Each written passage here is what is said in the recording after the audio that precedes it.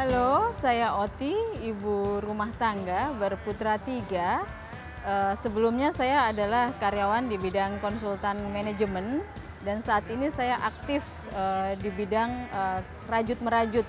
Saya mempunyai komunitas rajutan mama yang aktif dalam kegiatan rajut-merajut, khususnya kursus dan memberikan pelatihan-pelatihan kepada perajut pemula ataupun rajutan yang ingin mengembangkan kemampuan merajutnya.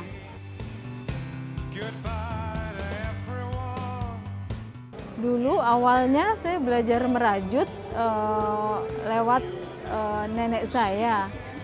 Waktu itu karena waktunya hanya terbatas, jadi saya merajut hanya sekedarnya. Tapi saat ini karena sudah banyak buku-buku tutorial yang bisa kita dapatkan seperti ini. Ada buku yang edisi Jepang misalnya, atau yang dari Amerika. Awalnya sih tidak sengaja, pada tahun 2003 saya waktu itu di awal berkembangnya internet, saya melemparkan ide ke beberapa milis untuk mengadakan kursus merajut. Pesertanya terbatas dari para karyawan di seputar Sudirman dan Gatot Subroto karena waktu itu saya bekerja di daerah itu. Setelah saya berumah tangga dan memiliki anak, saya memilih untuk memilih satu tempat yang saya kira lokasinya cukup strategis. Jadi di tempat itu saya sudah punya tempat untuk mengadakan kursus dan untuk teman-teman yang membutuhkan bahan dan material merajut.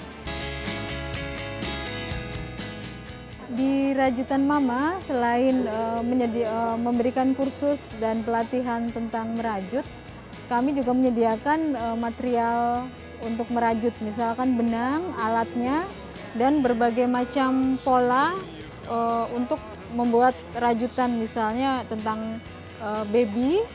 Di sini kita juga ada beberapa pola yang bisa digunakan oleh perajut sebagai panduan untuk membuat proyek itu. Membernya aktif sendiri kurang lebih sekitar 30 sampai 50. Kalau dari usia hampir lebih banyak yang usia muda, jadi usia sekitar 30-an tahun. Tapi ada juga member yang usianya menjelang 70 ataupun 70 tahun. Jadi kalau dulu rajutan itu identik dengan yang sudah usia lanjut, tapi untuk sekarang banyak diminati oleh muda usia. Enggak juga sih ya, karena tergantung sama modelnya juga gitu kan. Sekarang malah banyak banget anak-anak muda yang dibikin sama model-modelnya itu udah yang unik, udah yang bagus kayak gitu. Biasanya sebelum kita merajut, kita harus menentukan material apa yang akan kita pakai. Seperti misalnya material untuk membuat tas tentu saja berbeda dengan material untuk membuat baju. Di sini ada beberapa jenis benang, seperti ini benang nilon, dia karakternya agak kasar dan kaku karena biasa dipakai untuk membuat tas. Untuk seperti ini benang katun Bali, dia materialnya dari katun dengan sedikit campuran akrilik. Itu banyak digunakan untuk proyek yang umum, misalnya untuk membuat topi, baju anak atau sepatu bayi misalnya. Kalau jenis ini dia dari rayon. Dari rayon itu cocok untuk jenis-jenis baju dewasa yang dengan teknik crochet misalnya yang agak-agak melayang, kita bisa pakai dengan benang dari jenis rayon. Untuk knitting kita bisa pakai ini untuk shawl. Dia terbuat dari akrilik dan ini dari serat anggora. Itu juga cocok untuk membuat shawl. Banyak sekali jenis benang, jadi kita harus tahu karakter benang dan proyek apa yang akan kita pakai.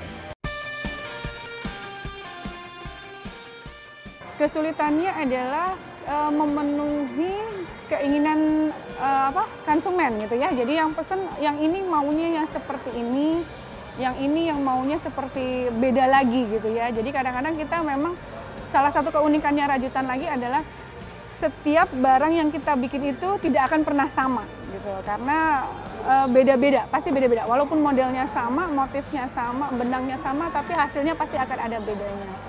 Oh ternyata sih banget, jadi kita banyak bertukar ilmu ya. Jadi seperti saya yang aslinya memang otodidak, jadi akhirnya dengan kumpul dengan teman-teman ini jadi banyak tahu bahwa oh ternyata rajutan itu banyak jenisnya. Karena berkumpul ini kita jadi tahu gitu. Nah kita memang kebetulan dengan rajutan Mamah dan rajutan Depok, Rajuters Depok ya, jadi yang perajut Depok itu kadang biasanya kita sebulan atau 2 bulan sekali kita bikin kopi darat istilahnya ketemu. Nah di situ nanti kita sharing. Unik-unik ya, jarang sekali yang rajutan itu, jadi suka aja. Kok rajutan kayak gini itu kan kayaknya butuh ketelitian, kesabaran, jadi untuk waktu luang aja sih, biar nggak kosong, biar nggak bete di rumah, biar ngisi kekosongan waktu aja.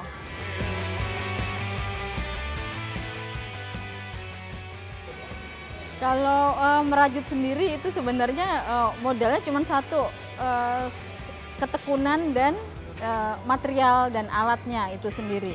Cuman untuk kedepannya saya ingin mengajak para perajut untuk lebih berani. Jadi ayo merajut, dan kalau di situ ada peluangnya, mari kita gali peluang bersama-sama. Jadi seperti contohnya beberapa teman yang dulu kursus di sini akhirnya berani membuka usaha walaupun hanya di sekitar rumahnya saja. Ini komunitas rajutan Mamah. Di sini kami saling berbagi ilmu tentang rajut-merajut dan informasi terkini tentang rajutan. Yuk, mari merajut!